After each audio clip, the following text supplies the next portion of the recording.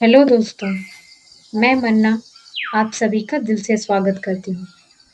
आज हम सुनेंगे चौगड़ के आदमखोर बाघ की कहानी का दूसरा भाग, जो जिम कॉर्बेट की मशहूर book man eaters of Kumaon से है। ये कहानी बेहद रोमांच से भरी हुई है, जिसे सुनना आप बिल्कुल भी मिस नहीं करना चाहेंगे। तो चलिए कहानी शुरू करते हैं। दोस्तों, जैसा कि आप जानते हैं, हमने इस कहानी के पहले भाग में सुना था कि किस तरह से सर जिम कॉर्बेट ने एक खतरनाक शेरनी के बच्चे को मार गिराया था और कैसे उन्होंने जंगल में एक भयंकर भालू का भी सामना किया था। अपनी जान बचाने के लिए उन्होंने उस भालू को कुल्हाड़ी से मार डाला था। तो दोस्तों, अगर आपने इस कहानी का पहला भाग अभी तक नहीं सुना है, तो कोई बात नहीं। उसका लिंक मैंने अपने डिस्क्रिप्शन बॉक्स में दिया है। आप वहां जाकर इस कहानी को पूरा सुन सकते हैं। तो चलिए दोस्तों, अब बिना देरी किए आगे की कहानी शुरू करते हैं, जहां सर कॉर्बेट का सामना और भी खतरनाक मोड़ों से होने वाला है। अगली फरवरी में सर जिम कॉर्बेट डाल्कनिया वापस लौटे। उनके इस जिले से जाने के बाद एक बड़े क्षेत्र में कई लोगों की हत्या हो चुकी थी और कई अन्य घायल हो गए थे। पिछली गर्मियों में, और क्योंकि टाइग्रेस के ठिकाने का कोई पता नहीं था और किसी भी स्थान पर अफसर समान थे, उन्होंने लौटने और उसी इलाके में डेरा डालने का फैसला किया जिससे वो परिचित थे। जब सर कॉर्बेट डाल्कनिया पहुंचे तो उन्हें बताया गया कि पिछली शाम एक गाय को मार दिया गया था, उसी पहाड़ी पर जहां भालू के शिकार की घटना हुई थी।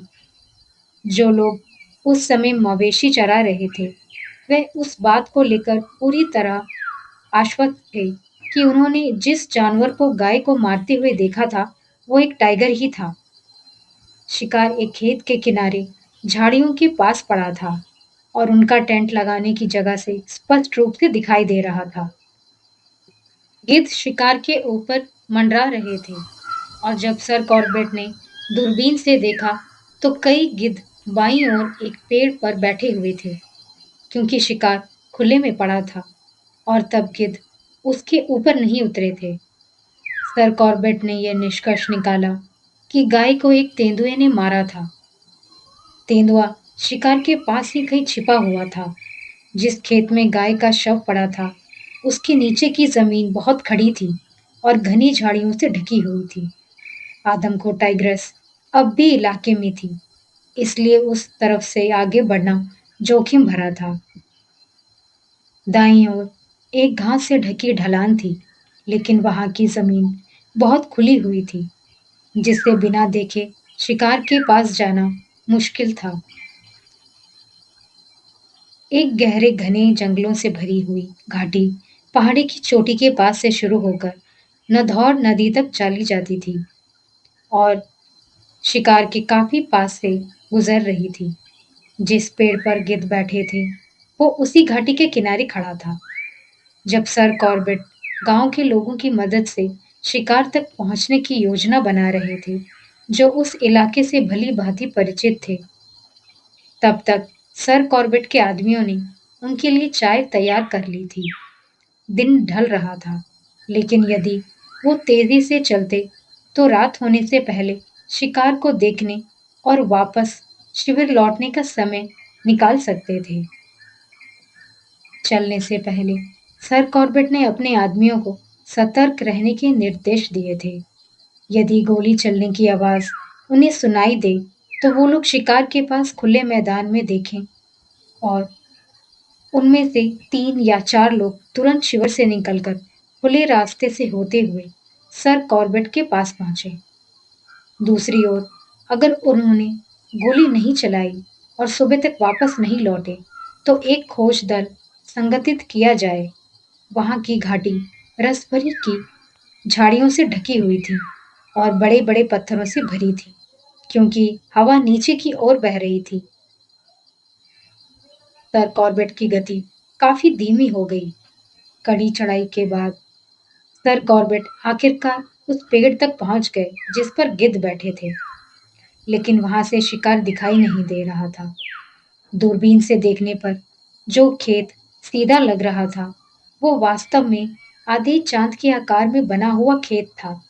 सबसे चौड़ा हिस्सा 10 गज का था और दोनों सिरों की ओर संकरा होता गया। बाहरी किनारे पर घनी झाड़ियां थीं, जबकि भीतरी किनारे से पहाड़ी तेजी से नीचे गिर रही थी।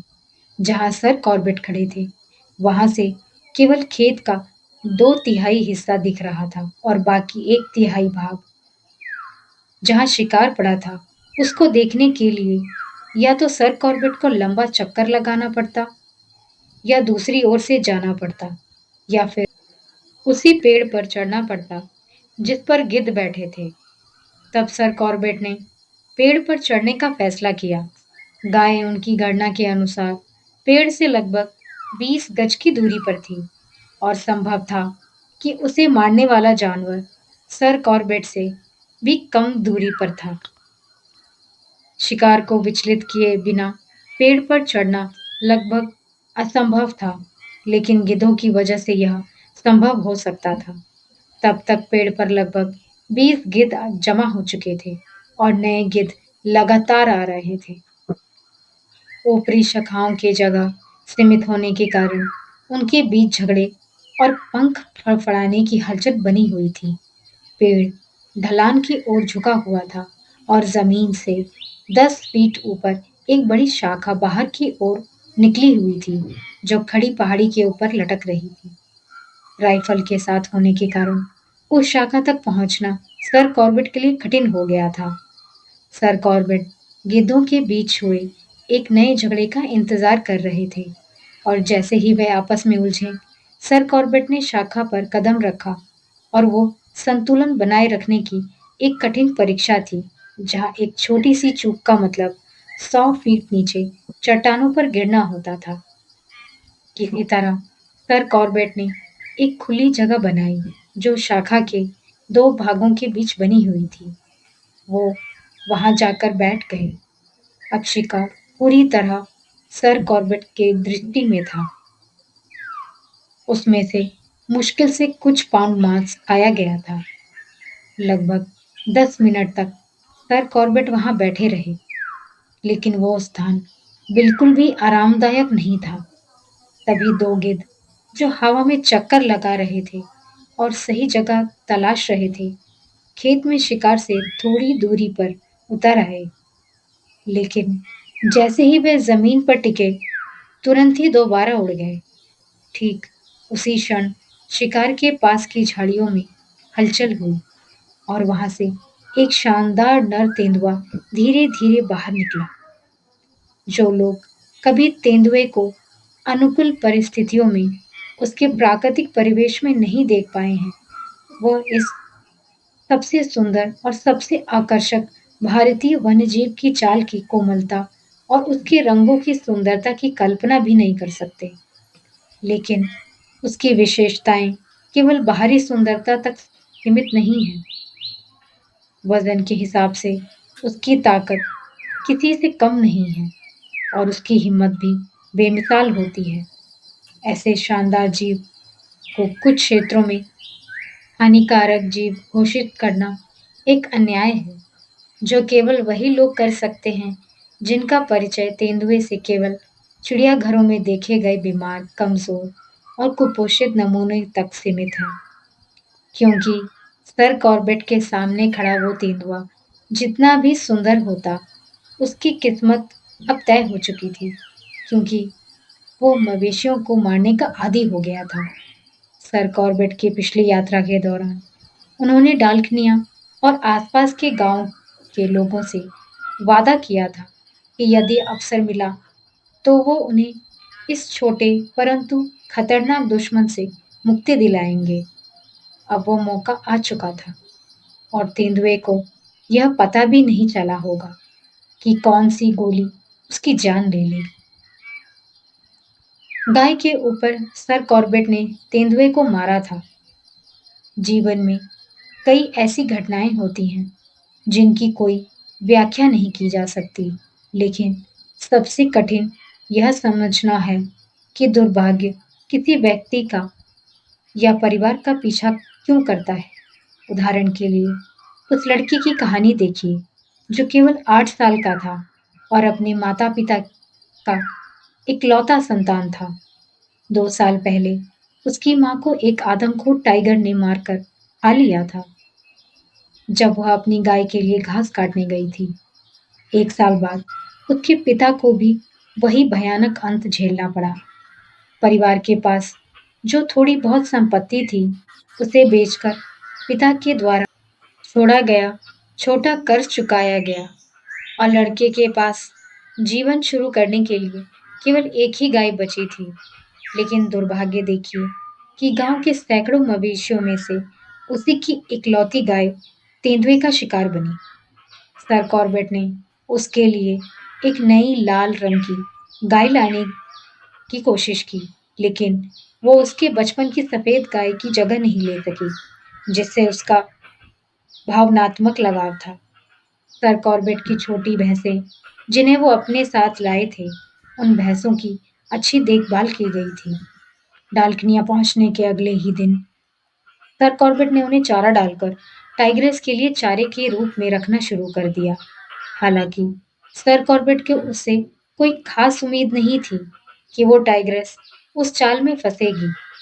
नदौर नदी के 5 मील नीचे एक छोटा सा गांव एक विशाल चट्टान के नीचे बसा हुआ था, जो 1000 फीट भी ऊंची थी। बीते कुछ महीनों में उस गांव की सीमा पर आदमखोर टाइगर ने 4 लोगों को मार डाला था। तेंदुए को मारने के तुरंत बाद गांव के कुछ लोग सर कॉर्बेट के पास आए और उनसे अनुरोध करने लगे कि सर कॉर्बेट अपना शिविर डाल्कनिया से हटाकर उनके गांव के पास ले जाएं, जहां गांव वालों ने उनके लिए एक सही स्थान चुना था। उन्होंने बताया कि टाइगर को अक्सर गांव के ऊपर चट्टान पर देखा गया था और ऐसा लगता है कि वो किसी गुफा में रहता था। उसी सुबह कुछ महिलाएं घास काटने गई थीं, जिन्होंने टाइगर को देखा था। तब पूरे गांव में दहशत थी और लोग अपने घरों से बाहर निकलने से डरते थे। सर कॉर्बेट ने उन्हें आश्वासन दिया कि वो उनकी मदद करने के लिए पूरी कोशिश करेंगे। अगली सुबह सर कॉर्बेट जल्दी निकल गए, गांव के सामने की पहाड़ी पर चढ़े और 1 घंटे से अधिक समय तक दूरबीन से चट्टान का निरीक्षण करते रहे। उसके बाद वो घाटी पार करके एक गहरी खड़ी घाटी के रास्ते गांव के ऊपर स्थित चट्टान तक पहुंच गए। वहां का रास्ता बहुत ही कठिन था और उनके लिए बिल्कुल भी अनुकूल नहीं था। एक ओर खाई में गिरने का खतरा था, जिससे सर कॉर्बेट की जान जा सकती थी, और दूसरी ओर ऐसी जगह टाइगर के हमले का जोखिम था, जहां अपना बचाव कर पाना असंभव था। दोपहर 2 बजे तक सर कॉर्बेट उस ऊंची चट्टान को उतनी बार देख चुके थे, जितनी बार वो उसे फिर कभी देखना नहीं चाहेंगे। और फिर सर कॉर्बेट उस घाटी के रास्ते अपने शिविर और नाश्ते की ओर वापस लौट रहे थे। लेकिन डाल्कनिया की कठिन चढ़ाई शुरू करने से पहले जब उन्होंने पीछे मुड़कर देखा, तो उन्हें 2 आदमी उस दिशा से उनकी ओर भागते हुए आते दिखे, जहां से वो कुछ समय पहले आए थे। जब वो उनके पास पहुंचे, तो उन्होंने बताया कि जिस गहरी घाटी से वो सुबह गुजरे थे, वहीं एक टाइगर ने हाल ही में एक बैल को मार डाला था। सर कॉर्बेट ने उनसे एक आदमी को अपने शिविर में जाकर उनके सेवक को चाय और खाने का सामान भेजने का निर्देश देने के लिए कहा, और फिर दूसरे आदमी के साथ वापस उसी घाटी की ओर बढ़ गए, जिस घाटी में बैल को मारा गया था। लगभग 200 फीट गहरी और 100 फीट चौड़ी थी। जैसे ही वो लोग वहां पहुंचे, उन्होंने देखा कि गिद्धों का एक झुंड ऊपर उड़ रहा था। जब वो मौके पर पहुंचे, तो पाया कि गिद्धों ने पूरी तरह से शव को चट कर दिया था। बस उसकी खाल और हड्डियां ही बची थीं। बैल का शव गांव से मात्र 100 गज की दूरी पर था। लेकिन वहां तक सीधा चढ़ाई का कोई रास्ता नहीं था। इसलिए सर कॉर्बेट का मार्गदर्शक उन्हें घाटी से करीब एक चौथाई मील नीचे ले गया, जहां एक पगडंडी थी जो घाटी को पार करके ऊंची जमीन तक पहुंचती थी। वो रास्ता घनी झाड़ियों से होते हुए गांव तक जाता था। गांव पहुंचकर उन्होंने मुखिया को बताया कि गिद्धों ने शिकार को पूरी तरह से नष्ट कर दिया है और उससे अनुरोध किया कि वो उनके लिए एक युवा भैंसा और एक मजबूत रस्सी का इंतजाम करें। जब तक वो ये इंतजाम कर रहे थे, तब तक डालकनिया से पहुंचे दो आदमी उनके लिए भेजा गया भोजन लेकर आ पहुंचे थे। सूरज ढलने को था जब वो फिर से घाटी में उतरे। उनके पीछे कुछ लोग चल रहे थे जो एक ताकतवर युवा नर भैंसे को लेकर आ रहे थे। वो भैंसा गांव के मुखिया ने पास के गांव से सर कॉर्बेट के लिए खरीदा था। जिस जगह बैल को मारा गया था, वहां से 50 गज की दूरी पर एक देवदार का पेड़ पड़ा हुआ था, जिसे पहाड़ों से बहकर आई बारिश ने घाटी के तल में गाड़ दिया था। उन्होंने भैंसे को बहुत मजबूती से उस पेड़ के एक खुले सिरे से बांध दिया और फिर गांव के लोग वापस लौट आए। आसपास कोई पेड़ नहीं था जिससे सर कॉर्बेट शिकारी चौकी बना पाते। एकमात्र संभावित जगह जहां वो बैठकर टाइगर का इंतजार कर रहे थे, उस घाटी के गांव वाले हिस्से में एक संकरी चट्टान धार पड़ी हुई थी। काफी मशक्कत के बाद सर कॉर्बेट उस धार तक पहुंचे, जो केवल 2 फीट चौड़ी और 5 फीट लंबी थी और घाटी के तल से 20 फीट ऊपर थी। उस धार के ठीक नीचे की चट्टान अंदर की ओर मुड़कर एक गहरी गुफानुमा जगह बना रही थी, जो उनके बैठने की जगह से दिखाई नहीं दे रही थी। वो धार नीचे की ओर हल्की झुकाव पर थी, जिससे बैठने में सर कॉर्बेट को काफी असुविधा हो रही थी। जब उन्होंने वहां अपनी जगह ली, तो उनकी पीठ उस दिशा में थी जहां से उन्हें टाइगर के आने की उम्मीद थी। वहीं बंधा हुआ भैंसा उनके बाएं ओर लगभग 30 गज की दूरी पर था। सूरज ढल चुका था।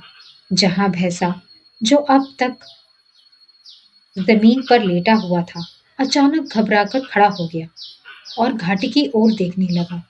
ठीक उसी समय एक पत्थर लुढ़कता हुआ नीचे आया, जिस दिशा से वो आवाज आई थी।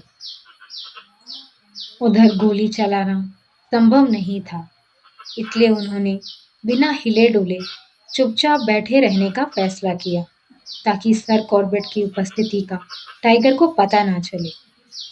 कुछ समय बाद भैंसे ने धीरे धीरे अपना सिर बाईं ओर घुमा लिया और सर कॉर्बेट की दिशा में देखने लगा। उससे ये स्पष्ट था कि जो भी उसे डरा रहा था, उसे सर कॉर्बेट देख सकते थे कि वो डरा हुआ था और सर कॉर्बेट ठीक नीचे की गुफानुमा जगह में थे। अचानक एक टाइगर का सिर ठीक उनके नीचे दिखाई दिया।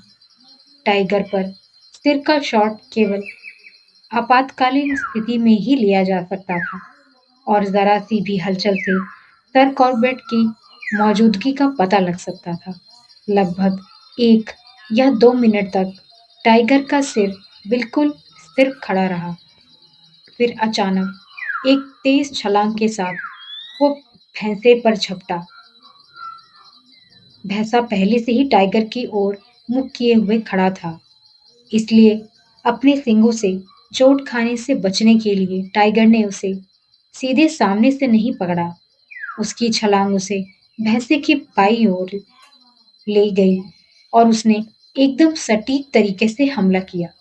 ना तो उसने अपने जबड़े से सही जगह पकड़ने में कोई गलती की, न ही कोई संघर्ष हुआ और न ही कोई आवाज आई, सिवाय उनके भारी शरीरों के टक्कर की।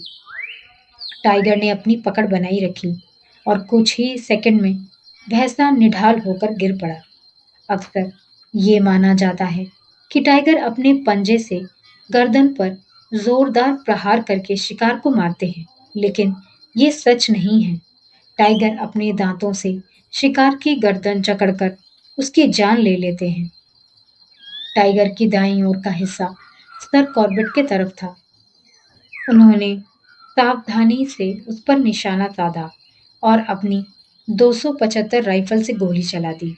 गोली लगते ही टाइगर ने भैंसे को छोड़ दिया और बिना कोई आवाज किए घाटी की ओर भाग गया और आंखों से ओझल हो गया। ये साफ था कि सर कॉर्बेट चूक गए थे, लेकिन क्यों? इसका कोई कारण समझ में नहीं आया। अगर टाइगर ने सर कॉर्बेट या राइफल की चमक को देखा नहीं, तो उसके वापस आने की संभावना भी हो सकती थी। इसलिए उन्होंने तुरंत राइफल फिर से लोड की और इंतजार करने लगी। टाइगर के जाने के बाद भैंसा जमीन पर बिना कोई हलचल किए पड़ा हुआ था। धीरे धीरे उन्हें यह यकीन होने लगा कि शायद उन्होंने टाइगर की जगह भैंसे को ही मार दिया था।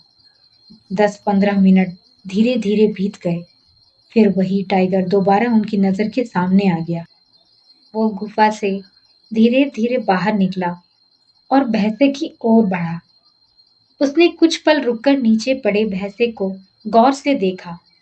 अब की बार सर कॉर्बेट भी कोई गलती नहीं करना चाहते थे। पूरा शरीर उनके सामने था और उन्होंने बेहद सावधानी से राइफल के साइट्स को टाइगर की पीठ पर सेट किया। धीरे धीरे ट्रिगर दबाया, लेकिन उनकी उम्मीद के विपरीत टाइगर जमीन पर नहीं गिरा, बल्कि वो एक झटके में बाईं ओर कूदा और एक संकरी घाटी की ओर दौड़ पड़ा। जैसे जैसे वह ऊपर की ओर भाग रहे थे, उसके पैरों के नीचे से छोटे छोटे पत्थर लुढ़क रहे थे और तब स्थिति ऐसी थी कि गोधली के अच्छे उजाले में 30 गज की दूरी से दागी गई दो गोलियां, जिन्हें मीलों दूर बैठे चिंतित ग्रामीणों ने सुना था और सर कॉर्बेट के पास दिखाने के लिए केवल एक मरा हुआ भैंसा था, जिसमें यकीनन एक और शायद दो गोली के निशान थे। स्पष्ट था कि या तो उनकी नज़र कमज़ोर हो गई थी या चट्टान पर चढ़ते समय उनकी राइफल के फ्रंट साइड में गड़बड़ी हो गई थी। लेकिन जब उन्होंने छोटी वस्तुओं पर ध्यान केंद्रित किया, तो उनकी नज़र पूरी तरह सही थी और राइफल का बैरल भी ठीक लग रहा था। तो फिर केवल एक ही कारण बचा, बिल्कुल खराब निशानेबाजी। सुबह होते ही घटनाओं ने एक अप्रत्याशित मोड़ ले लिया। जो रात भर निराशा से भरी हुई थी, वो अब आश्चर्य में बदल गई। गांव वाले, जो रात की घटना के बारे में जानने को उत्सुक थे, अब हैरान खड़े थे। उनके सामने दो टाइगर मृत पड़े थे, दोनों ठीक उसी स्थान से 60 गज की दूरी पर जहां से उन्होंने गोली चलाई थी। वो एक हैरान करने वाला दृश्य था। क्या सच में सर कॉर्बेट ने दोनों को मार गिराया था? उन्होंने खुद को ये समझा लिया था कि उनकी निशानेबाजी खराब थी, कि उन्होंने अंधेरे में 2 बार चूक कर दी थी, लेकिन अब वो अटल सत्य उनकी आंखों के सामने था। उनकी गोलियां निशाने पर लगी थी। हालांकि जिस तरह से यह हुआ था, वो उनकी कल्पना से परे था। गांव वालों में उत्साह की लहर दौड़ पड़ी। वह दौड़कर टाइगर्स को देखने लगे। दोनों टाइगर लगभग एक ही आकार के थे। उनके शरीर पर जमीन पर पड़े हुए थे और मानो भाग्य ने स्वयं उनके सामने उन्हें ला दिया था। और महिलाएं और बच्चे भी वहां इकट्ठा हो चुके थे और उनकी खुशी और उल्लास के स्वर हवा में गूंज रहे थे। सर कॉर्बेट के लिए यह खोज राहत और जिज्ञासा का मिश्रण थी। पूरी रात उनकी सहन शक्ति, धैर्य और आत्मविश्वास की परीक्षा हुई थी, लेकिन अंत में परिणाम उनकी उम्मीद से कहीं बेहतर निकला। लेकिन ये रहस्य हमेशा बना रहेगा कि कैसे दोनों टाइगर उनकी गोलियों का शिकार हुए। लेकिन उस समय केवल एक बात स्पष्ट थी, परिणाम उनके पक्ष में था। गांव वाले एक भयानक संकट से मुक्त हो चुके थे और उनकी खुशी देखकर सर कॉर्बेट भी संतोष से भर गए थे। शिकार पूरा हो चुका था। उस दूसरे टाइगर के बारे में पूछे जाने पर ग्रामीणों ने बताया, जब 4 लोग मारे गए थे और पिछले दिन जब सांड को मारा गया था, तो केवल एक ही टाइगर को देखा गया था। टाइगर्स के लिए प्रजनन का मौसम लचीला होता है और वो नवंबर से अप्रैल के बीच फैला रहता है। अगर उन 2 मरे हुए टाइगर्स में से कोई एक नरभक्षी था, तो ऐसा लगता है कि उसने अपने लिए एक साथी को ढूँढ लिया था। रैबिन को एक गहरी घाटी होती है। उसमें उतरने का एक रास्ता चट्टान के किनारे से लगभग 200 गज नीचे मिला। पूरे गांव की भीड़ के साथ सर कॉर्बेट मरे हुए भैंसे के पास से गुजरते हुए उस स्थान पर पहुंचे जहां पहला टाइगर मरा हुआ पड़ा था। जब सर कॉर्बेट उसके पास पहुंचे तो उनकी उम्मीदें बढ़ गईं क्योंकि वो एक बूढ़ी टाइग्रेस थी। उन्होंने अपनी राइफल पास खड़े एक व्यक्ति को थमाई और घुटनों के बल बैठकर उसके पंजों की जांच करने लगे। उस दिन जब टाइग्रेस ने गेहूं काट रही महिलाओं का पीछा करने की कोशिश की थी, तो उसने खेत के किनारे कुछ सुंदर अपने पंजों के निशान छोड़े थे। वो पगमार्क सर कॉर्बेट ने बहुत ध्यान से देखे थे। उन्होंने ये दर्शाया था कि टाइग्रेस बहुत बूढ़ी थी, जिसके पंजे उम्र के साथ फैल चुके थे। आगे के पंजों के पैड गहरे कटावों से भरे हुए थे और दाएं पंजे के पैड के ठीक बीच से एक गहरी दरार गुजर रही थी।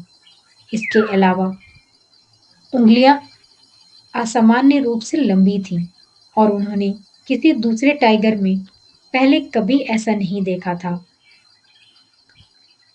वो अलग पंजे की वजह से यदि 100 मित्र टाइगर भी पड़े होते, तो भी नरभक्षी को पहचानना आसान होता। लेकिन जब उन्होंने उसके पंजों की जांच की, तो उन्हें गहरा अफसोस हुआ, क्योंकि वो नरभक्षी टाइग्रेस नहीं थी। जब उन्होंने ये सूचना वहां खड़े लोगों को दी, तो चारों ओर से असहमति की आवाजें उठने लगीं। लोगों का कहना था कि सर कॉर्बेट ने खुद पिछली बार बताया था कि नरभक्षी एक बूढ़ी टाइग्रेस थी और उन्होंने ठीक उसी स्थान पर एक बूढ़ी टाइग्रेस को मार गिराया था, जहां कुछ ही समय पहले 4 ग्रामीण लोग मारे गए थे। उनके लिए ये सबसे ठोस प्रमाण था। उनके अनुसार जब उन्होंने खुद ही कहा था कि नरभक्षी एक बूढ़ी टाइग्रेस है और अब उन्होंने एक बूढ़ी टाइग्रेस को मार दिया है, तो फिर पंजों के निशान का क्या मतलब? उनके लिए तो सभी टाइग्रेस के पंजे एक जैसे ही होते हैं। अब बचा हुआ दूसरा टाइगर निश्चित रूप से एक नर टाइग्रेस ही होना चाहिए। इसलिए उन्होंने वो टाइग्रेस की खाल उतारने की तैयारी कर रहे थे। तो उन्होंने कुछ लोगों को दूसरे टाइगर को लाने के लिए भेजा। वह छोटी घाटी बहुत खड़ी और संकरी थी, लेकिन बहुत मेहनत और हंसी मजाक के बीच आखिरकार वो लोग दूसरे टाइगर को घसीटते हुए ले आए। वो एक शानदार मेल टाइगर था, जिसे टाइग्रेस के बगल में लिटा दिया गया था। उन 2 टाइग्रेस की खाल उतारना, जो 14 घंटे पहले मारे गई थी, तपती धूप में पीठ पर जलन महसूस करते हुए और चारों ओर भीड़ से घिरे हुए सर कॉर्बेट के जीवन के सबसे बेकार कामों में से एक था। दोपहर तक वो काम पूरा हो चुका था और खालों को ठीक से मुड़कर उनके लोगों के लिए उठाने के लिए तैयार कर दिया गया था। सुबह से ही आसपास के मुखिया और अन्य लोग वहां आ चुके थे। प्रस्थान करने से पहले सर कॉर्बेट ने उन्हें यह साफ कह दिया था कि चौगढ़ का नरभक्षी अभी मरा नहीं है और उन्हें चेतावनी दी, यदि वे सुरक्षा उपाय में ढील देंगे, तो टाइग्रेस को ठीक वही अवसर मिल जाएगा जिसका वो इंतजार कर रही थी। और उनकी चेतावनी को गंभीरता से लिया गया होता, तो शायद उस नरभक्षी टाइग्रेस द्वारा आने वाले महीनों में इतने सारे लोगों की जान नहीं जाती। नरभक्षी टाइग्रेस के बारे में कोई और खबर नहीं मिली और डालकेनिया में कुछ सप्ताह बीतने के बाद सर कॉर्बेट तराई में जिला अधिकारियों के साथ निर्धारित बैठक के लिए रवाना हो गए। मार्च 1930 में उनके डिस्ट्रिक्ट कमिश्नर विवियन उस नरभक्षी टाइग्रेस के क्षेत्र का दौरा कर रहे थे। 22 तारीख को सर कॉर्बेट को उनसे एक आवश्यक संदेश मिला कि वो काला अगर आ जाएं, जहां वो उनके आने की प्रतीक्षा करेंगे। नैनीताल से काला अगर की दूरी लगभग 50 मील थी और संदेश मिलने के 2 दिन बाद वो काला अगर के वन बंगले में नाश्ते के समय पहुंच गए, जहां विवियन और उनकी पत्नी ठहरे हुए थे। नाश्ते के दौरान विवियन दंपति ने बताया कि वे 21 तारीख की दोपहर बंगले में पहुंचे थे और जब वे बरामदे में चाय पी रहे थे, तभी बंगले के परिसर में घास काट रही 6 महिलाओं में से एक को मैन ईटर टाइग्रेस ने मार डाला था और घसीटकर ले गई। तुरंत बंदूकें उठाकर विवियन अपने कुछ कर्मचारियों के साथ टाइग्रेस के खून के निशानों का पीछा करते हुए उस स्थान तक पहुंचे जहां वो मृत महिला को एक ओक के पेड़ की जड़ों में छिपाया गया था। बाद में जब उन्होंने जमीन का निरीक्षण किया तो पाया कि विवियन की टोली आने पर टाइग्रेस उस पहाड़ी के नीचे चली गई थी और पूरी घटना के दौरान वह सिर्फ 50 गज दूरी रसभरी की झाड़ियों में छिपी हुई थी। ओक के पेड़ पर विवियन के लिए एक मचान बनाई गई और अन्य 2 मचान जंगल की सड़क के पास बने पेड़ों पर, जहां से टाइग्रेस के आने की उम्मीद थी। पूरी रात उन मचानों पर पहरा दिया गया, लेकिन टाइग्रेस दिखाई नहीं दी। अगली सुबह महिला के शव को दाह संस्कार के लिए ले जाया गया और बंगले से आधा मील दूर जंगल की सड़क पर एक युवा भैंसे को टाइग्रेस के लिए चारा बनाकर बांध दिया गया। उसी रात टाइग्रेस ने उसे मार डाला। अगली शाम विवियम दंपत्ति ने मरे हुए भैंसे के पास बैठकर टाइग्रेस के लौटने का इंतजार किया। उस समय कोई चांदनी नहीं थी और जैसे ही अंधेरा घना होने लगा, उन्होंने एक जानवर को धीरे धीरे शिकार की ओर बढ़ते हुए देखा। कम रोशनी में उसे भालू समझने की भूल कर बैठे, लेकिन अगर यह गलती न होती तो शायद वो उसी रात नरभक्षी को मारने में सफल हो जाते, क्योंकि दोनों ही अच्छे शिकारी थे। 25 तारीख को विवियन दंपति काला अगर से रवाना हो गए और उसी दिन सर कॉर्बेट की 4 भैंसें डाल्कनिया से आ पहुंची। तब ऐसा लग रहा था कि टाइग्रेस उस प्रकार के चारे को स्वीकार कर रही थी, इसलिए सर कॉर्बेट उन भैंसों को जंगल की सड़क के किनारे कुछ 100 गज के अंतराल पर बांध दिया था। 3 रातों तक टाइग्रेस उन भैंसों के पास से गुजरी, लेकिन उन्हें मारा नहीं। लेकिन चौथी रात सबसे नजदीकी भैंस को उसने मार डाला। सुबह जब सर कॉर्बेट ने शिकार का निरीक्षण किया तो उन्हें निराशा हुई, क्योंकि वो उस टाइग्रेस ने नहीं बल्कि 2 तेंदुए ने उसे मारा था। उन्होंने पिछली रात बंगले के ऊपर उनकी आवाज सुनी थी। सर कॉर्बेट उस क्षेत्र में गोली चलाना नहीं चाहते थे ताकि टाइग्रेस न भाग जाए, लेकिन ये स्पष्ट था कि अगर उन्होंने तेंदुए को नहीं मारा तो उनकी बाकी भैंसों को भी मार देगा।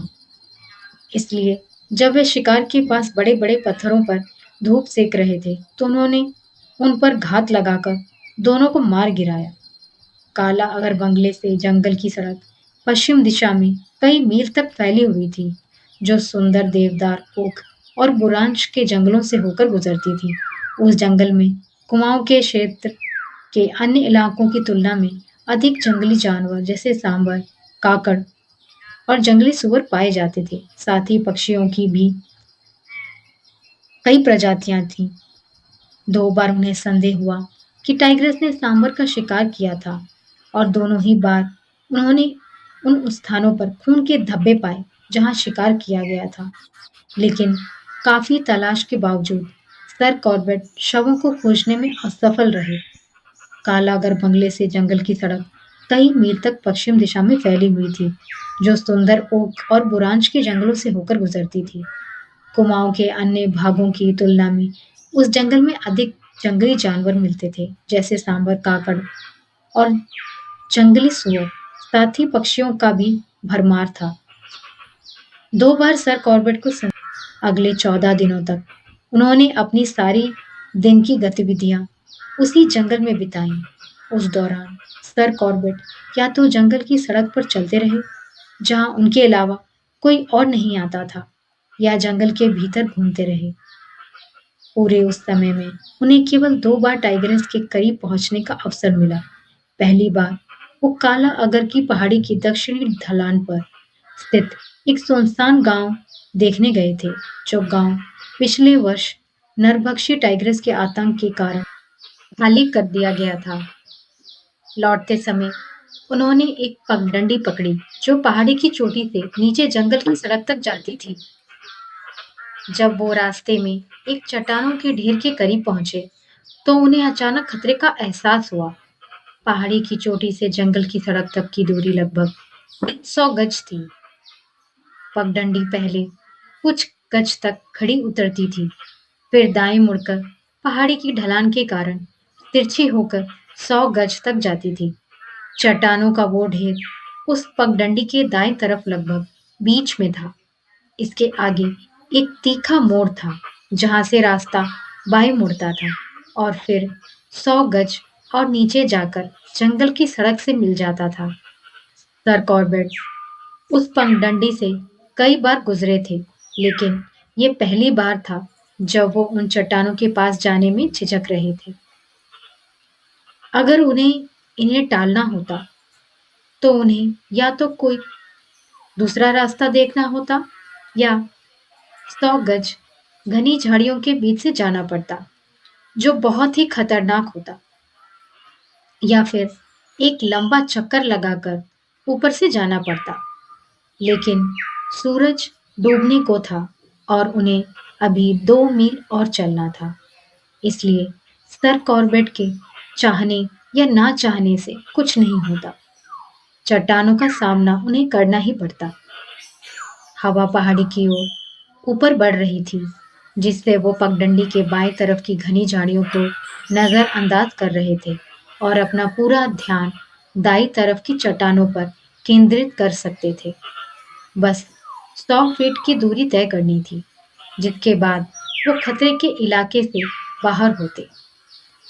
ये दूरी उन्होंने धीरे-धीरे एक-एक कदम रखते हुए पार की। सर कॉर्बेट के बगल से चलते हुए, चेहरा चट्टानों की ओर और बंदूक कंधे पर रखकर वो आगे बढ़ रहे थे। अगर कोई उन्हें देखता, तो वो तरीका दूसरों को अजीब लगता।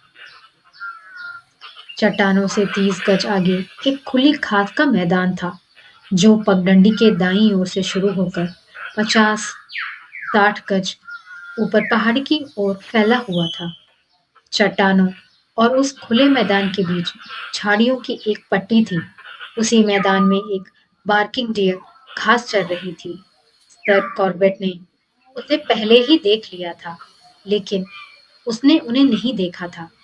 वो उनकी आंखों के कोने में दिख रही थी। जैसे ही उसने उन्हें देखा, उसने अपना सिर उठाया और सर कॉर्बेट उसकी ओर देख नहीं रहे थे और धीरे-धीरे वो वैसे ही आगे बढ़ रहे थे।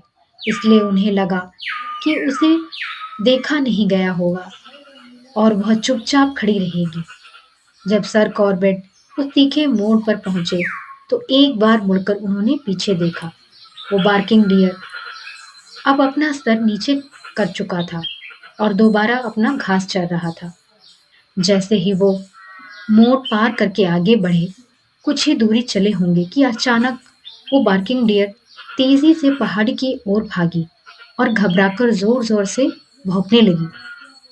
सर कॉर्बेट ने तुरंत कुछ तेज कदम पीछे लिए और ठीक समय पर मोड़ पर पहुंच गए और जहां उन्होंने रास्ते के निचले हिस्से में झाड़ियों में कुछ हरकत देखी, तो उससे ये स्पष्ट था कि वो बार्किंग डियर ने उस टाइग्रेस को देख लिया था और उसे देखने की एकमात्र जगह वही संकरी पगडंडी थी जिस पर वो चल रहे थे। जो हलचल उन्होंने झाड़ियों में देखी, वो शायद किसी पक्षी के उड़ान के कारण हो सकती थी, लेकिन ये भी संभव था कि वो टाइग्रेस ही हो। इसलिए आगे बढ़ने से पहले थोड़ी जांच पड़ताल करना जरूरी था। पगडंडी लाल मिट्टी से बनी थी और चट्टानों के नीचे से रिसकर निकले पानी ने उसे गीला कर दिया था, जिससे वहां पैरों के निशान साफ उभर आते थे। सर कॉर्बेट ने उस गीली मिट्टी पर अपने पैरों के निशान छोड़े थे और उन्हीं निशानों पर टाइग्रेस के पंजे के फैले हुए निशान भी मौजूद थे। ये उस बात का साफ संकेत था कि टाइग्रेस ने चट्टानों से कूदकर उनका पीछा किया था। लेकिन जैसे ही बार्किंग डियर ने उसे देख लिया और चेतावनी देने के लिए भौंकने लगी, वो पगडंडी छोड़कर झाड़ियों में घुस गई, जहां उन्होंने हलचल देखी थी। टाइग्रेस उस पूरे क्षेत्र से भली भांति परिचित थी। जब वो चट्टानों पर सर कॉर्बेट पर झपटने का मौका चूक गई और पहले मोड़ पर बार्किंग डियर के कारण सर कॉर्बेट पर हमला नहीं कर पाई, तो अब वो शायद घनी झाड़ियों के रास्ते दूसरे मोड़ पर उन पर हमला करने की कोशिश कर रही थी। ऐसी स्थिति में आगे बढ़ना खतरनाक था, इसलिए उन्होंने पार्किंग डियर के पीछे चलते हुए खुले मैदान का रुख लिया और फिर बाईं ओर मुड़ते जंगल की सड़क की ओर उतरे। और अगर उस समय सही रोशनी होती तो सर कॉर्बेट उसी शाम उस टाइग्रेस पर बढ़त हासिल कर सकते थे, क्योंकि चट्टानों से बाहर आने के बाद सारी परिस्थितियां उनके पक्ष में थीं। सर कॉर्बेट उस इलाके को उतना ही अच्छी तरह जानते थे जितना टाइग्रेस, और जहां उसे उनके इरादों का कोई अंदाजा नहीं था, वहीं उन्हें उसकी मंशा पूरी तरह से स्पष्ट थी। लेकिन दिन ढल रहा था, इसलिए वो उस मौके का फायदा नहीं उठा पाए। उन्होंने पहले भी उस छठी इंद्रिया का जिक्र किया था, जो हमें आसान खतरे की चेतावनी देती है, और वहाँ फिर से सर कॉर्बेट ये कहना चाहते हैं कि ये चेतावनी वास्तविक होती है, और ये कैसे काम करती है इसका कोई वैज्ञानिक प्रमाण उनके पास नहीं था, लेकिन इसका अनुभव उन्होंने कई बार किया है। उस अवसर पर उन्होंने ना तो टाइग्रेस को देखा था और ना ही उसकी कोई आवाज़ सुनी थी। पक्षियों या अन्य जानवरों ने भी उसकी उपस्थिति का कोई संकेत नहीं दिया था। फिर भी वो पूरी तरह निश्चित थे कि वह चट्टान के बीच उन पर घात लगाए बैठी थी। उस दिन सर कॉर्बेट कई घंटे जंगल में घूम चुके थे और कई मील की दूरी तय कर चुके थे और पूरी सावधानी के साथ आगे बढ़ रहे थे। लेकिन जब वो पहाड़ी की चोटी पर पहुंचे और उन्होंने उन चट्टानों को देखा, तो एक अनजान भय ने उन्हें जकड़ लिया। बाद में बार्किंग डियर की चेतावनी संकेत और उनके पैरों के निशानों पर पड़ी मैन ईटर टाइग्रेस के पंजों के निशानों ने उनकी आशंका को सही साबित कर दिया। वो पल बेहद तनावपूर्ण थे। जैसे ही उन्हें एहसास हुआ कि मैन ईटर टाइग्रेस उनके पीछे है, तब सर कॉर्बेट के रोंगटे खड़े हो गए। जंगल में एक अजीब सा सन्नाटा, बस कभी कभार पत्तियों की सरसराहट सुनाई दे रही थी। जो भैंस उन्होंने पेड़ के ठूंठ से बांधी थी, वो बेचैनी से हिलने लगी। उसके कान खड़े हो गए और आंखों में डर साफ झलक रहा था। सर कॉर्बेट ने धीरे धीरे अपनी स्थिति बदली, इस ख्याल से कि कोई भी अचानक की हुई हरकत उस टाइग्रेस को हमला करने के लिए उकसा सकती थी। जिस चट्टान पर सर कॉर्बेट खड़े थे, वो लगभग 4 फीट ऊंची थी, जिससे उन्हें थोड़ा ऊंचाई का फायदा जरूर था। लेकिन अगर टाइग्रेस उन पे झपटती, तो प्रतिक्रिया देने का समय बेहद कम होता। सर कॉर्बेट के साथी माधो सिंह, जो अब भी ओक के पेड़ पर बैठे हुए थे, सर कॉर्बेट के इशारों की भाषा समझ गए थे, और उसने लकड़ी काटना और गाना तुरंत बंद कर दिया। घास काटने वाला आदमी भी उनके पास आ चुका था। उसकी सांसें तेज हो रही थी। उसे भी उस खतरे का पूरा एहसास था। सर कॉर्बेट ने गहरी सांस ली और अपनी राइफल को मजबूती से पकड़ लिया। उन्होंने धीरे धीरे अपना सिर घुमाने की कोशिश की, इस उम्मीद में कि उन्हें झाड़ियों में कोई हलचल दिखाई दे जाए। लेकिन जंगल घना था, उसकी झाड़ियां और नीचे लटके पेड़ की टहनियां और अंधेरी छाएं किसी भी शिकारी के छिपने के लिए सही जगह थी। वक्त जैसे थम सा गया था। सर कॉर्बेट जानते थे कि टाइग्रेस वहां से हिली नहीं थी। वो अब भी वही थी और उन्हें घूर रही थी, सही मौके का इंतजार कर रही थी।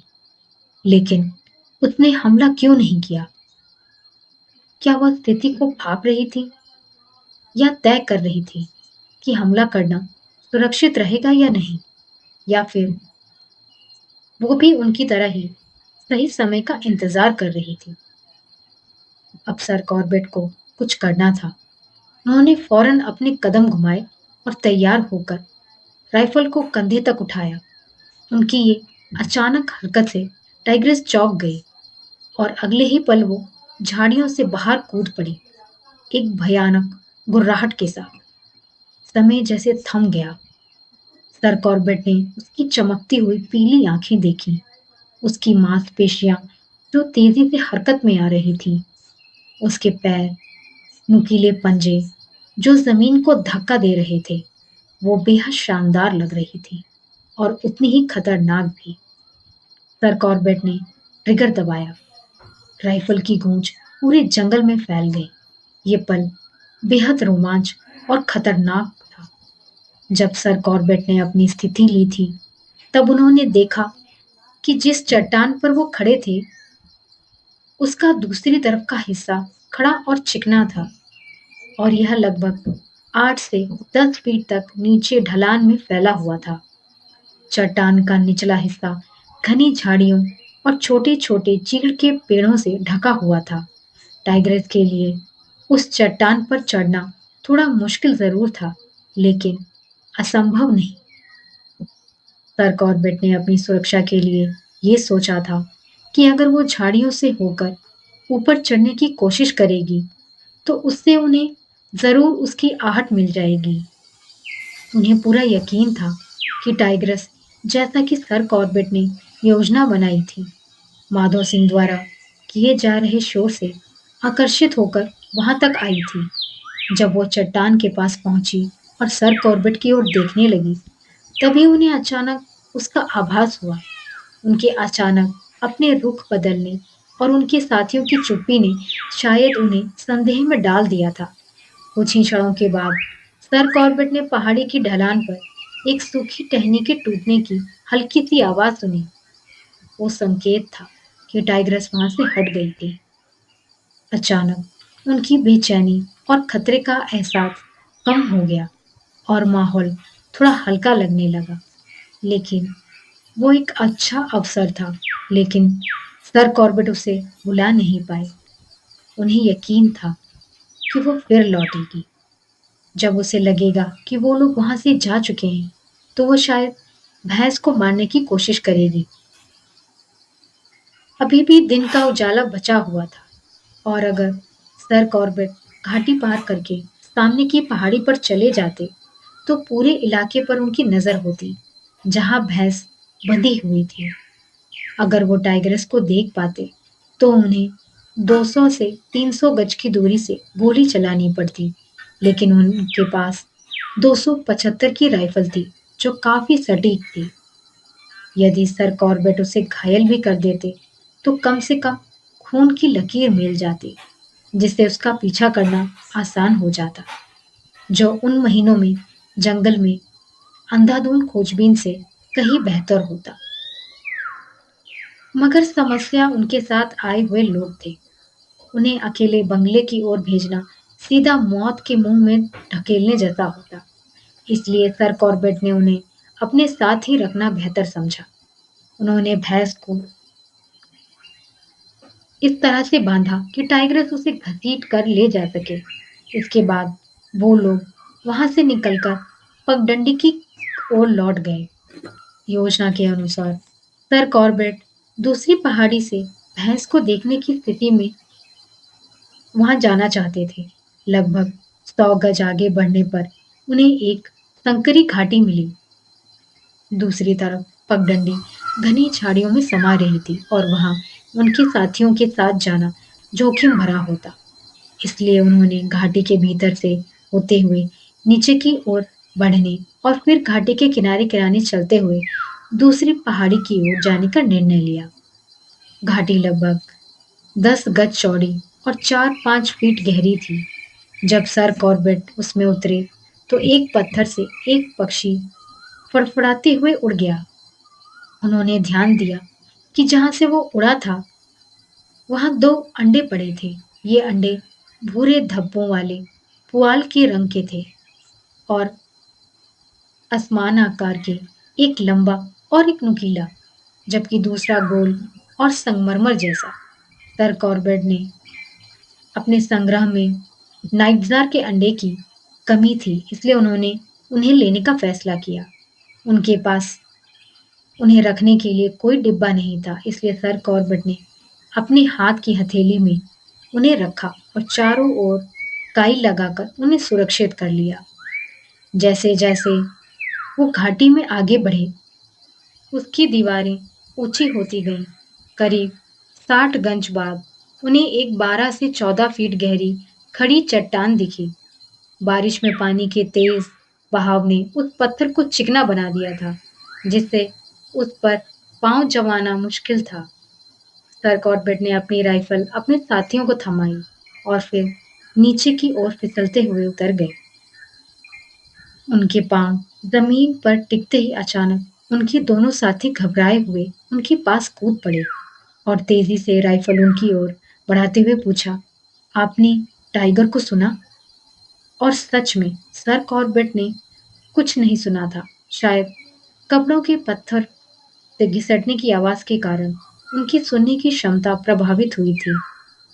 जब सर कॉर्बेट ने उनसे पूछा कि उन्होंने क्या सुना, तो उन्होंने बताया कि उन्होंने पास ही एक गहरी गरजने की आवाज सुनी थी, लेकिन किस दिशा से आई ये नहीं बता सके। ये सुनते ही उनकी रीढ़ में ठंडक दौड़ गई। आमतौर पर टाइगर शिकार की तलाश में इस तरह से गरजते नहीं हैं। वो एक असामान्य घटना थी। अब एकमात्र व्याख्या यह थी कि टाइग्रेस ने उन्हें खुली जगह दौड़ते हुए देखा और उनके घाटी में प्रवेश करने के बाद वो उनसे आगे निकल गई और किसी ऐसी जगह पर इंतजार कर रही थी जहां घाटी संकरी हो जाती थी। और जब वो चट्टान से नीचे फिसलकर अचानक उसकी नजरों से ओझल हो गए, तो शायद उसकी दिशा में उसकी एक गुर्राहट निकल गई। लेकिन सवाल यह था, क्या टाइग्रेस ने सच में सर कॉर्बेट को अपना शिकार बनाने का इरादा बना लिया था? अगर ऐसा था, तो उसने उनके साथ आए 2 लोगों को नजरअंदाज क्यों किया? या फिर उसने पहले से ही सर कॉर्बेट को निशाना बना रखा था?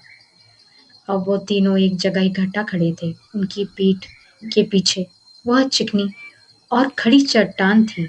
दाईं ओर लगभग 15 फीट ऊंची एक झुकी हुई चट्टान की दीवार थी और बाईं ओर बड़े-बड़े गिरे हुए पत्थरों का लगभग 30-40 फीट ऊंचा ढेर था। जिस रेतीले तल पर वो खड़े थे, वो लगभग 40 फीट लंबा और 10 फीट चौड़ा था।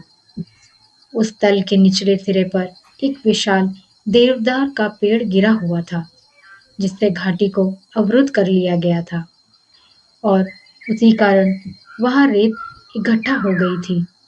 वो झुकी हुई चट्टान 12 से 15 फीट के बाद खत्म हो रही थी और जब सर कॉर्बेट उसके छोर की ओर बढ़े, तो उनके पैरों से कोई आवाज नहीं आई, क्योंकि वो मुलायम रेत पर चल रहे थे। सौभाग्य से उन्होंने देखा कि वो रेतीला तल चट्टान के पीछे तक फैला हुआ था। उस चट्टान को उन्होंने सबसे अच्छे तरीके से एक विशाल स्कूल स्लेट के रूप में वर्णित किया है। वो निचले सिरे पर लगभग 2 फीट मोटी थी और अपनी लंबी भुजा पर पूरी सीधी न होकर हल्की झुकी हुई खड़ी थी। जैसे ही सर कॉर्बेट उस विशाल स्लेट से बाहर निकले, उन्होंने अपने दाएं कंधे के ऊपर से पीछे देखा और सीधे टाइग्रेस की आंखों में वो झांक रहे थे। सर कॉर्बेट चाहते थे कि आप लोग उस स्थिति की एक स्पष्ट छवि अपने मन में बनाएं।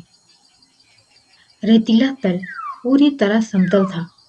उसके दाईं ओर चिकनी झुकी हुई 15 फीट ऊंची स्लेट जैसी चट्टान थी। बाईं ओर एक गहरी कटावदार खड़ी दीवार थी, जिसे कांटेदार झाड़ियों का घना जाल ढके हुए था।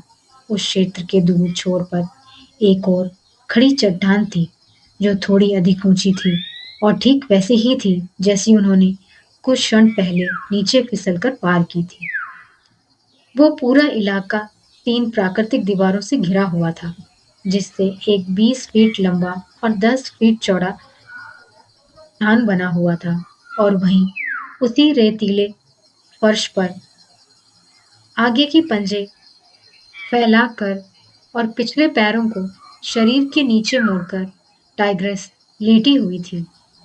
उसका सिर उसके पंजों से कुछ इंच उठा हुआ था और वो सर कॉर्बेट से मात्र 8 फीट की दूरी पर थी।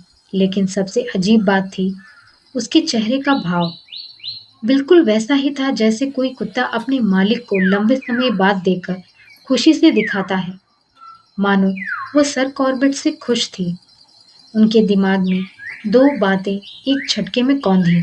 पहली कि पहला कदम उन्हें ही उठाना होगा और दूसरी कि वो कदम ऐसा होना चाहिए कि टाइग्रेस डर या घबराहट महसूस ना करे।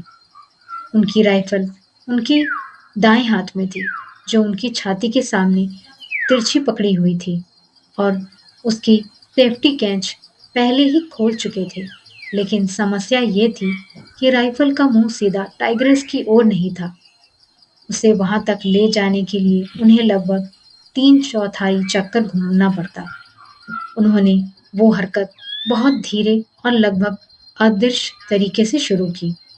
जब राइफल ने 1/4 चक्कर पूरा किया, तो उसकी बट सर कॉर्बेट के दाएं शरीर से टकराई और तब उन्हें अपना हाथ फैलाना पड़ा ताकि बट उनके शरीर से निकल सके। धीरे-धीरे उन्होंने राइफल का घुमाव जारी रखा। अब उनका हाथ पूरी तरह से फैल चुका था और राइफल का वजन उन्हें महसूस होने लगा था। अब केवल कुछ ही इंच बाकी थे। टाइग्रेस अब भी सर कॉर्बेट की आंखों में देख रही थी। उसके चेहरे पर वही शांत, संतोषजनक अभिव्यक्ति थी। उन्हें नहीं पता कि उस पूरे घुमाव में कितना समय लगता। टाइग्रेस की आंखों में देखते हुए उन्हें ये अनुभूति हो रही थी कि उनका हाथ सुन्न हो चुका था और वो हरकत भी नहीं कर रहा था। लेकिन अंत में उन्होंने वो घुमाव पूरा कर लिया और जैसे ही राइफल की नली टाइग्रेस के शरीर की ओर सीधी हुई, उन्होंने ट्रिगर दबा दिया। जैसे ही उन्होंने ट्रिगर दबाया, बंदूक की गूंज उस संकरे स्थान में कई गुना बढ़कर सुनाई दी और झटके से उनके कंधे पर असर हुआ। लेकिन अगर वो दो ठोस प्रमाण न होते, गोलियों की गूंज और झटके का एहसास, तो उन्हें ऐसा लग सकता था कि वो किसी भी भयानक सपने में फंसे हुए हैं, जहां ट्रिगर दबाने के बावजूद बंदूक चलने से इनकार कर देती है। एक क्षण के लिए टाइग्रेस बिल्कुल स्थिर रही और फिर धीरे-धीरे उसका सिर आगे फैले पंजों पर टिक गया। उसी समय गोली के घाव से खून की एक पतली धार बहने लगी। सर कॉर्बेट की गोली ने उसकी रीढ़ की हड्डी को नुकसान पहुंचाया था और उसके दिल के ऊपरी हिस्से को चकनाचूर कर दिया था। जो दो आदमी उनके पीछे कुछ गज की दूरी पर थे और जिनके बीच टाइग्रेस और सर कॉर्बेट के बीच बस एक चट्टान की मोटाई का फासला था, वो वहीं ठिठक गए। जब उन्होंने सर कॉर्बेट को अचानक रुकते और पीछे मुड़ते देखा, वे तुरंत समझ गए कि उन्होंने टाइग्रेस देख ली है और उनकी हरकतों से अनुमान लगा लिया कि वह बेहद नजदीक है। बाद में माधो सिंह ने बताया, वो सर कॉर्बेट को चिल्लाकर कहने ही वाला था कि मैं अंडे फेंक दूं और दोनों हाथों से राइफल पकड़ लूं। तब सर कॉर्बेट ने गोली चला दी और अपनी राइफल का मुंह नीचे किया। तो माधो सिंह उनके पास आया और उसने राइफल थाम ली। अचानक उन्हें लगा कि उनके पैरों में जान ही नहीं है, इसलिए वो पास ही गिरे हुए पेड़ के तने पर बैठ गए। उन्हें पहले से ही यकीन था, लेकिन फिर भी जब सर कॉर्बेट ने टाइग्रेस के पंजे के निशान देखे, तब उनका विश्वास पक्का हो गया कि ये वही चौगड़ के आदमखोर बागिन थी, जिसने 64 लोगों की जान ले ली थी। लेकिन जिसने इतने लोगों की जिंदगी का धागा काटा था, उसकी अपनी किस्मत ने ही उसके जीवन की डोर काट दी थी। 3 चीजें जो देखने में सर कॉर्बेट के लिए नुकसानदेह लग सकती थी, असल में उनके पक्ष में थी। अंडे जो उनके बाएं हाथ में थे, हल्की राइफल और टाइग्रेस का नरभक्षी होना। अगर उनके हाथ में अंडे न होते, तो स्वाभाविक रूप से वो दोनों हाथों से राइफल थामे रहते। जब उन्होंने टाइग्रेस को इतने नजदीक से देखा तो उनके शायद अचानक घूमने की कोशिश करना जिससे टाइग्रेस पर हमला करने की उसकी प्रवृत्ति जाग उठती, लेकिन उनके न हिलने की वजह से वो असमंजस में रही और हमला करने का सही क्षण उसके हाथ से निकल गया। अगर उनकी राइफल भारी होती तो वो उसे इतनी आसानी से घुमा नहीं पाते जितना उस समय करना जरूरी था। और अंत में अगर टाइग्रेस एक सामान्य टाइगर होती और नरभक्षी न होती तो वह खुद को घिरा पाकर निकलने का रास्ता खोजती और सर कॉर्बेट को कुचलकर चली जाती। और किसी टाइगर द्वारा कुचले जाने का मतलब तो साफ ही है, मौत। अब जब मामला खत्म हो चुका था तो सर कॉर्बेट के साथी लोग पहाड़ी पर चढ़कर बंधे हुए भैंसों को मुक्त करने और रस्सी लाने चले गए जिसका इस्तेमाल अब एक बेहतर काम के लिए होना था। उधर सर कॉर्बेट पत्थरों को पार कर घाटी के उस हिस्से में पहुंचे जहां से उन्होंने अंडे उठाए थे। वहां सर कॉर्बेट कहते हैं कि वो इसे स्वीकार करते हैं कि वो भी अपने अन्य शिकारी साथियों की तरह अंधविश्वासी हैं कि पूरे 1 साल तक उन्होंने उस टाइग्रेस पर निशाना लगाने की कोशिश की थी और हर बार असफल रहे थे। लेकिन जब अंडे उठाने के कुछ ही मिनटों के भीतर उनकी किस्मत पलट गई थी। उनके बाएं हाथ में अंडे अब भी सुरक्षित थे और जब सर कॉर्बेट ने उन्हें वापस उसी छोटे से गड्ढे में रखा जहां से उन्हें उठाया था, तो वह अब भी गर्म थे। जब सर कॉर्बेट आधे घंटे बाद फिर उसी रास्ते से गुजरे तो उन्होंने देखा कि वह अंडे अब अपने असली मालिक के नीचे सुरक्षित थे। वह पक्षी जिसकी त्वचा का रंग ठीक उसी चट्टान जैसा था, इतनी अच्छी तरह उसमें घुल मिल गया था कि वो जानता था कि घोंसला कहाँ है और उसे देख पाना भी मुश्किल हो रहा था। वो भैंसा जिसे महीनों की देखभाल के बाद अब इतना पालतू बना दिया गया था कि वह कुत्ते की तरह उनके पीछे पीछे चलता था, पहाड़ी से नीचे उतर आया। उसने टाइग्रेस को सूंघा और फिर रेत पर बैठकर संतोषपूर्वक जुगाली करने लगा, जबकि वो लोग टाइग्रेस को उस मजबूत लकड़ी के डंडे से बांधने में जुट गए जिसे आदमियों ने काटा था। सर कॉर्बेट ने माधो सिंह को मदद के लिए बंगले पर लौटने के लिए मनाने की कोशिश की, लेकिन वो इसके लिए तैयार नहीं हुआ। उसका कहना था कि उस नरभक्षी को उठाकर ले जाने का सम्मान वो किसी और के साथ साझा नहीं करेगा। अगर सर कॉर्बेट भी उस काम में हाथ बटाते तो वो मुश्किल होता, लेकिन असंभव नहीं।